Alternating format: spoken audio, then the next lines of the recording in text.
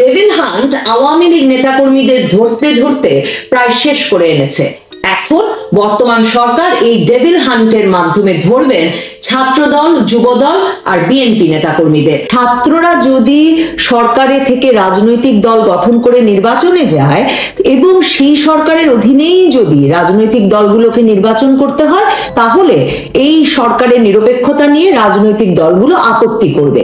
এই কথা প্রকাশ হওয়া মাত্র তেলে বেগুনে জ্বলে উঠলেন তথ্য উপদেষ্টা এবং তিনি ফেসবুক স্ট্যাটাসে বললেন, বিএনপি মহাসচিবের নিরপেক্ষ সরকারের দাবি মূলত একটা ১-১১ সরকার গঠনের ইঙ্গিত বহন করে। এখন আমার প্রশ্ন হচ্ছে, ১-১১ সরকারের সঙ্গে আসলে এই সরকারের ২০২৪ সালের ইউনূস সরকারের পার্থক্যটা কোথায়?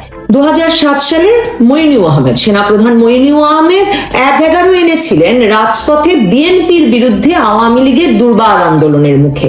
আর এবার ২০২৪ সালের ৫ই আগস্ট ছাত্র জনতার গণ অভ্যুত্থানের মুখে সরকার গঠন করে দিয়েছেন সেনাপ্রধান ওয়াকারুজ্জামান। আপনাদের মনে থাকবে যে আগস্টের ৩ তারিখ দুপুরে সেনাপ্রধানের সঙ্গে সেনা কর্মকর্তাদের এক বৈঠক দরবার, যার খবর পরে বেরিয়ে এলো এবং সেদিন থেকেই বেরিয়ে আসা শুরু করলো। সেই দরবারে সেনাবাহিনী সিদ্ধান্ত নিল যে শেখ হাসিনার সরকারের নির্দেশের বাইরে গিয়ে তারা এখন থেকে ছাত্র জনতার যে কোনো মিছিল সমাবেশের মুখে নিষ্ক্রিয় থাকবে। সেদিন বিকাল বেলায় এখনকার তথ্য উপদেষ্টা নাহিদ ইসলাম শহীদ মিনারে লাখো জনতার সমাবেশে ঘোষণা দিলেন এক দফা এক দাবির। তার মানে ৩ তারিখ বিকাল থেকে এক দফা এক দাবির আন্দোলন, শেখ হাসিনা সরকারের পতনের আন্দোলন শুরু করলো ছাত্র জনতা। এরপর ৫ই আগস্ট শেখ হাসিনাকে ভারতে পাঠানোর জন্য ভারতের সেনাপ্রধানের সঙ্গে যোগাযোগ করলেন সেনাপ্রধান ওয়াকারুজ্জামান।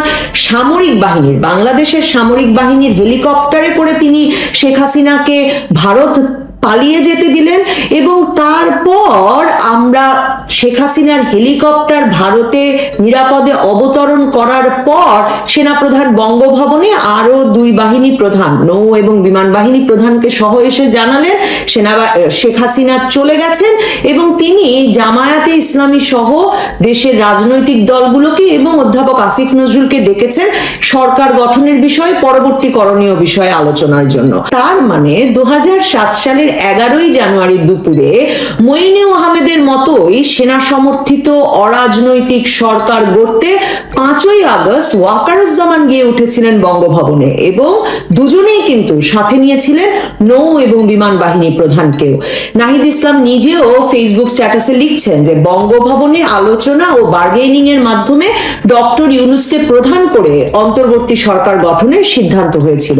আপনাদের মনে থাকবে সেটা আসলে ৭ই আগস্ট। ৭ই আগস্ট রাষ্ট্রপতির সাথে ৩ ঘন্টার বেশি সময় ধরে ৩ বাহিনী প্রধান ও সমন্বয়কদের বৈঠকের পর এই সিদ্ধান্ত আমাদের জানানো হয়েছিল, সাধারণ মানুষকে জানানো হয়েছিল যে ডক্টর মোহাম্মদ ইউনূসকে প্রধান করে অন্তর্বর্তীকালীন সরকার গঠনের সিদ্ধান্ত হবে। এই সরকারও গঠিত হয়েছে ১-১১ সরকারের মতোই, সব অনির্বাচিত ব্যক্তিদের দিয়ে। ১-১১ সরকারের আদলেই প্রধানমন্ত্রী পদমর্যাদার ব্যক্তিকে এই সরকারের প্রধান উপদেষ্টা এবং মন্ত্রীদের পদমর্যাদার ব্যক্তিদেরকে উপদেষ্টা বলা হচ্ছে। নাহিদ ইসলাম ফেসবুক স্ট্যাটাসে অবশ্য লিখেছেন যে ছাত্ররাই এই সরকারের এবং বিদ্যমান বাস্তবতার একমাত্র ফ্যাক্টর, যেটা ১-১১ সরকার থেকে বর্তমান সরকারকে সম্পূর্ণভাবে আলাদা করে। তাহলে এই পার্থক্য ধরে রাখতেই কি বিএনপিকে ছাত্ররা সরকারের থেকে রাজনৈতিক দল গঠন করে নির্বাচন করলেও ছাত্রদের প্রতিনিধিত্ব সরকারে মেনে নিতে হবে, মেনে নিয়েই নির্বাচনে যেতে হবে? নাহিদ ইসলাম আরো লিখছেন যে ১-১১ বন্দোবস্ত থেকে আওয়ামী ফ্যাসিজমের উত্থান ঘটেছিল। বিএনপি মহাসচিবের বক্তব্য, সামনে আরেকটা ১-১১ সরকার, সংসদীয় সংখ্যাগরিষ্ঠতা ও নতজানু পররাষ্ট্রনীতির ধারাবাহিকতা এবং গুম, খুন ও জুলাই হত্যাকাণ্ডের বিচার না হওয়া আলামত রয়েছে। আপনাদের মনে থাকবে ১-১১ সরকার ২০০৭ সালে রাজনৈতিক সংস্কার প্রচেষ্টার নামে শেখ হাসিনা, খালেদা জিয়া, তারেক রহমান সহ আওয়ামী লীগ, বিএনপির শীর্ষ নেতৃত্বের সকলকে গ্রেফতার, ২ বড় দলে ভাঙন ধরানোর চেষ্টা, ডক্টর ইউনূসের মাধ্যমে নতুন দল গড়ার চেষ্টা, ২ নেত্রীকে বিদেশে পাঠিয়ে -2 ফর্মুলার বাস্তবায়ন, দেশের শীর্ষ ব্যবসায়ীদের গ্রেফতার করে অর্থনৈতিক সংস্কারের চেষ্টা, সব চেষ্টাতে ব্যর্থ হয়ে গণ অসন্তোষ আর নির্বাচনের জন্য জনগণের অধৈর্য হয়ে যাওয়ার ইঙ্গিত পেয়ে শেষ পর্যন্ত 2008 সালের ডিসেম্বরে যে নির্বাচনটি দিয়েছিল সেই নির্বাচনে নিরঙ্কুশ সংখ্যাগরিষ্ঠতা, একক সংখ্যাগরিষ্ঠতা পেয়ে আওয়ামী লীগ নির্বাচিত হয়ে ক্ষমতায় এসেছিল। তবে নাহিদ ইসলাম বলছেন সেই নির্বাচনের ফলে ফ্যাসিজমের উত্থান হয়েছিল এবং বিএনপি মহাসচিবের কথায় সামনে আরেকটা সংসদীয় সংখ্যাগরিষ্ঠতার আলামত রয়েছে। দেখুন, 5ই আগস্ট আওয়ামী লীগ পতনের পর নির্বাচন হলেও বাংলাদেশে ভোটের যে বাস্তবতা, ভোটের যে অনুপাত, সেগুলোর যে হিসাব, সেই ঐতিহাসিক প্রেক্ষাপট বিবেচনা করলে আওয়ামী লীগ পতনের পর নির্বাচন হলে তাতে বিএনপির বিপুল জয়, বিএনপির সংসদীয় সংখ্যাগরিষ্ঠতার সম্ভাবনা বিএনপি মহাসচিব দেখবেন, সেটাই তো দল হিসেবে বিএনপির জনপ্রিয়তা এবং ভোটের হিসাব বলে। কিন্তু আপনারা লক্ষ্য করছেন কিনা জানি না, জামায়াতে ইসলামী এবং ছাত্রদের দল সহ ডান বামের ছোট ছোট অনেক রাজনৈতিক দল কিন্তু এখন আনুপাতিক প্রতিনিধিত্বের নির্বাচনের কথা বলছে, অর্থাৎ প্রতি আসনে প্রার্থী না দিয়ে একটি দলের মোট প্রাপ্ত ভোটের অনুপাতের উপর আসন বন্টন হবে নির্বাচন শেষে। অর্থাৎ যদি কোনো দল প্রদত্ত ভোটের 10% পায়, তাহলে সেই দল আনুপাতিক হারে সংসদের 10% বা এখনকার সংসদের কাঠামো বিবেচনা করলে 30টি আসন পাবে। তার মানে বেকায়দায় পড়া বিএনপি বেচারাকে এখন শুধু নির্বাচনকালীন সরকারকে নিরপেক্ষ করবার জন্য আন্দোলনে গেলে, লড়াই চালালে হবে না, কোন পদ্ধতিতে নির্বাচন হবে সে নিয়েও আসলে এই বিএনপিকে এখন এই সরকারের সঙ্গে অনেক আলাপ আলোচনা কিংবা লড়াইয়ে যেতে হবে। এখন যে অবস্থা, তাতে অন্তত এই কথাটা একদম পরিষ্কার যে এই ছাত্ররা সরকারে থাকলে প্রচলিত পদ্ধতিতে সংসদীয় নির্বাচন হতে পারবে না। নির্বাচন হবে আনুপাতিক পদ্ধতিতে, যাতে কোনো দল সংখ্যাগরিষ্ঠতা পেতে না পারে। 15 বছর রাজপথে থেকেও বেচারা বিএনপি এখন না পাচ্ছে ফ্যাসিস্ট সরকার পতনের কৃতিত্ব, না পাচ্ছে নির্দলীয় নিরপেক্ষ সরকারের অধীনে অবাধ সুষ্ঠু নিরপেক্ষ নির্বাচন, না দেখতে পাচ্ছে সংসদে সংখ্যাগরিষ্ঠ দল হিসেবে পরবর্তী সরকার গঠনের সম্ভাবনা। ইউনূস সরকার গঠনের পর মির্জা ফখরুল ইসলাম আলমগীর বলেছিলেন ইউনূস সাহেব তাদের লোক। এই ঘটনাটিও আমাকে 1/11 সময়ের একটা স্মৃতি মনে করিয়ে দিচ্ছে। আপনাদের অনেকের মনে থাকবে যে 2007 সালের 1/11 পর যখন মঈনুদ্দিন ফখরুদ্দিন সরকার গঠিত হলো, তখন আওয়ামী লীগ একে স্বাগত জানিয়েছিল। তারা ভেবেছিল রাজপথে বিএনপির বিরুদ্ধে তাদের গড়ে তোলা দুর্বার আন্দোলনের ফসল হচ্ছে এই সেনা সমর্থিত তত্ত্বাবধায়ক সরকার। তারপর যখন সেই সরকার রাজনৈতিক সংস্কারের নামে বিএনপির পাশাপাশি আওয়ামী লীগের নেতা কর্মীদেরও সারা দেশে গ্রেফতার শুরু করে, এমনকি শেখ হাসিনাকেও গ্রেফতার করে, খালেদা জিয়ার পাশাপাশি শেখ হাসিনাকে মাইনাসে আগ্রহী হয়ে ওঠে, তখন আওয়ামী লীগ বুঝতে পেরেছিল সেই সেনা সমর্থিত তত্ত্বাবধায়ক সরকারের নাটাই আসলে তাদের হাতে নয়। ছাত্রদল তাহলে কি করবে? আমার মনে হয় আগস্ট থেকে ক্ষমতায় চলেই এসেছি ভেবে সারা দেশে চাঁদাবাজি, অস্ত্রবাজি, আওয়ামী লীগ বিতাড়নে সব রকম শক্তি প্রয়োগ ও প্রদর্শন করে গত কয়েক মাসে অভ্যস্ত এবং উচ্ছৃঙ্খল হয়ে ওঠা ছাত্রদল যুবদলের নেতাদের এমন পরিস্থিতিতে আরো বেশি বেশি দেশি বিদেশি অস্ত্র হাতে দেখা যাবে। রামদা হাতে তাদের দেখে সাধারণ মানুষ তাদের প্রতি সমর্থন হারাবে, দল এবং পুলিশ ব্যবস্থা নিতে বাধ্য হবে। কুয়েট ঘটনার শেষে যেমন, তেমনি প্রায় সব ঘটনার শেষেই আমরা দেখব ছাত্রদল নেতৃত্বকে ক্ষমা চাইতে হবে। বিএনপি এসব ঘটনায় বিব্রত হয় এড়াতে ছাত্রদলের সঙ্গে তাদের দূরত্ব বাড়াবে। বাংলাদেশে খুলনা প্রযুক্তি বিশ্ববিদ্যালয় কুয়েটে রামদা হাতে যুবদল নেতার ছবি দেখে যারা ভাবছেন যে ছাত্রদল ক্যাম্পাসগুলোতে খুব শক্তি দেখিয়ে বেড়াচ্ছে, আসল সত্য হচ্ছে জাতীয় রাজনীতিতে যেমন বিএনপি বৈষম্য বিরোধী ছাত্র আন্দোলন আর জামায়াতে ইসলামীর ঐক্যবদ্ধ চাপে কোণঠাসা অবস্থায়, তেমনি 5ই আগস্টের পর থেকে ছাত্রদল এখন পর্যন্ত ঢাকা বিশ্ববিদ্যালয় সহ দেশের কোনো ক্যাম্পাসে ঢুকে প্রকাশ্যে গুছিয়ে শান্তিমতো রাজনৈতিক কার্যক্রম শুরুই করতে পারেনি। চট্টগ্রাম পলিটেকনিক ইনস্টিটিউট সহ বিভিন্ন ক্যাম্পাসে ছাত্রদল যখন উঠতে গেছে তখন হলে উঠতে তাদেরকে বাধা দিয়েছে এবং সংঘর্ষের ঘটনা ঘটেছে। ছাত্রদল বলছে যে শিবির তাদের বাধা দিয়েছে, আর ছাত্র শিবির বলছে সাধারণ ছাত্ররা ক্যাম্পাসে ছাত্র রাজনীতি চায় না, ছাত্রদলকেও চায় না।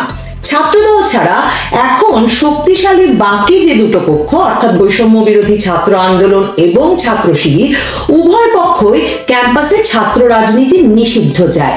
5ই আগস্টের পর ঢাকা বিশ্ববিদ্যালয় সহ দেশের সকল পাবলিক বিশ্ববিদ্যালয়ের ক্যাম্পাসে ছাত্র শিবির সংগঠিত কর্মী বাহিনী নিয়ে বেরিয়ে এলেও প্রকাশ্যে তারা বলছে ক্যাম্পাসে তারা ছাত্র রাজনীতি চায় না। তবে ছাত্রদল ছাড়া বাকি দুটো পক্ষ অর্থাৎ বৈষম্য বিরোধী ছাত্র আন্দোলন এবং ছাত্র শিবির উভয়েই এখনই সারা দেশের সব ক্যাম্পাসে ছাত্র সংসদ নির্বাচন চায়। ছাত্রদল বলছে তারা অপ্রস্তুত, কারণ ক্যাম্পাসগুলোতে এখনো উঠতেই পারেনি তারা। তার মানে ঠিক জাতীয় রাজনীতিতে যেমন জামায়াতে ইসলামী আর বৈষম্য বিরোধী ছাত্র আন্দোলন এখনই সারা দেশে স্থানীয় নির্বাচন চাইছে, জাতীয় নির্বাচন পরে চাইছে, ঠিক তেমনি সারা দেশের ক্যাম্পাসগুলোতে তারা চাইছে ছাত্র সংসদ নির্বাচন। ছাত্র সংসদ নির্বাচন এবং স্থানীয় নির্বাচন দুটোই হয় রাজনৈতিক পরিচয় বিহীন নেতৃবৃন্দের অংশগ্রহণের মাধ্যমে। মানে ওই নির্বাচনে অংশ নেওয়ার সময় আপনাকে বলে আসতে হয় না যে আপনি কোন রাজনৈতিক দলের সদস্য। কাজেই ছাত্র রাজনীতি নিষিদ্ধ থাকলেও বৈষম্য বিরোধী ছাত্র আন্দোলন এবং ছাত্র শিবিরের সুবিধা ছাত্র সংসদ নির্বাচন হলে ছাত্র দলের তাতে বড় অসুবিধা। দেখুন 2024 সালের গণ অভ্যুত্থান পরবর্তী সময়ে বৈষম্য বিরোধী ছাত্র আন্দোলন নামে যে শক্তির আবির্ভাব ঘটেছে, তারা একদিকে বলছে তারা অরাজনৈতিক প্ল্যাটফর্ম, তাদের প্রতিনিধি হিসেবে 3 জন উপদেষ্টা আছেন বর্তমান অন্তর্বর্তীকালীন সরকারে। তারা আগস্ট মাস থেকেই বলছে এখন তারা রাজনৈতিক দল গঠন করবে যাতে তারা জাতীয় নির্বাচনে অংশ নিতে পারে এবং নির্বাচনে ভোটের মাধ্যমে জয়লাভ করে ক্ষমতার অংশীদার হতে পারে। অন্যদিকে ছাত্র শিবির তারা 90-এ ক্যাম্পাসগুলোতে তাদের রাজনীতি নিষিদ্ধ হওয়ার পর থেকে অপ্রকাশ্যে আড়ালে তাদের রাজনৈতিক কর্মকাণ্ড চালিয়ে যেতে প্রস্তুত এবং অভ্যস্ত। দেখুন সেপ্টেম্বর মাসে মানে আগস্টে তো 5ই আগস্টের পর ঢাকা বিশ্ববিদ্যালয় ছাত্র শিবির বেরিয়ে এলো। সেপ্টেম্বর মাসে ঢাকা বিশ্ববিদ্যালয়ের ছাত্র শিবির সভাপতি হিসেবে যিনি নিজেকে পরিচয় দিলেন আবু সাদিক কায়েম, তিনি সংবাদ মাধ্যমকে বললেন যে তিনি খাগড়াছড়িতে সেই স্কুল পর্যায় থেকে ছাত্র শিবিরের রাজনীতি করেছেন।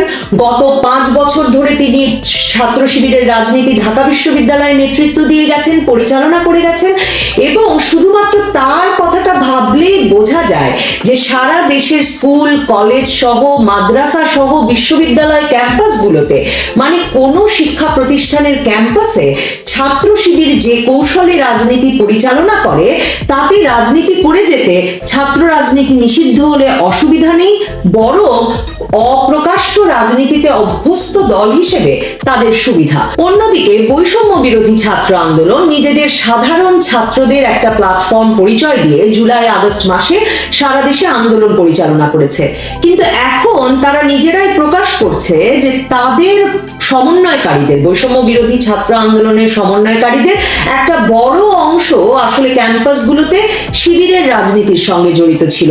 ঢাকা বিশ্ববিদ্যালয়ের সভাপতি শিবির সভাপতি সাদিক কায়েম তিনি নিজে বৈষম্য বিরোধী ছাত্র আন্দোলনের সমন্বয়কারী হিসেবে আগস্টের 3 তারিখেই নিশ্চিত করেছিলেন ডক্টর ইউনূসের সঙ্গে কথা বলে যে হাসিনার পতন হলে তিনি অন্তর্বর্তীকালীন সরকারের প্রধান হবেন। এখন খবর বেরিয়ে আসছে যে নেতার ডাকে সারা দেশে মানুষ ফেসবুকের প্রোফাইল পিকচার লাল করেছিল সেই আলী আহসান জুনায়েদ একজন শিবির নেতা, তিনি খসড়া করেছিলেন কিভাবে শেখ হাসিনার পতনের পর ডক্টর ইউনূসের নেতৃত্বে অন্তর্বর্তীকালীন সরকার গঠিত হবে এবং তারাই জানাচ্ছেন যে শিবির নেতারা তাদের বরাবরের রাজনৈতিক কৌশল অনুযায়ী জুলাই আগস্টের আন্দোলনের সময়ও নিজেরা পেছনে থেকে আসিফ নাহিদ মাহফুজ এদেরকে সামনের মুখ হিসেবে নির্বাচন করেছিলেন। বিএনপির মতোই এখন ছাত্রদল পড়েছে মহা বিপদে। ক্যাম্পাসগুলোতে দুটো শক্তিশালী পক্ষ বা একই পক্ষের দুটো ভাগ বৈষম্য বিরোধী ছাত্র আন্দোলন এবং ছাত্র শিবির, তারা চাইছে প্রকাশ্যে ছাত্র রাজনীতি নিষিদ্ধ হোক আর দ্রুত ছাত্র সংসদ নির্বাচন হোক। ছাত্রলীগ তো নেই। এখন ছাত্রদল মুক্ত অবস্থায় ক্যাম্পাসগুলোতে যদি ছাত্র সংসদ নির্বাচন দ্রুত অনুষ্ঠান করা যায়, তাহলে